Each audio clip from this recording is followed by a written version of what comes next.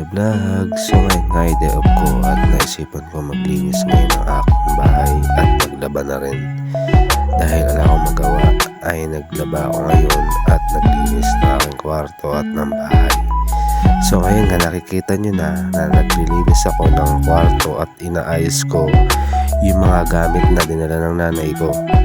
Nakikita nyo naman kung gaano ako kasipag. At ayun nga po, nagbabalaw na po ako ng damit dyan na aking nilabahan. Yan po ay pangalawang banlaw. At ano po yan po ay pinapalapitan ko na po ang aking mga nilabahan at pinipili ang aking mga lalabahan.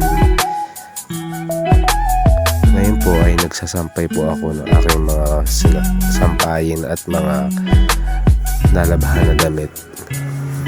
Thank you for watching.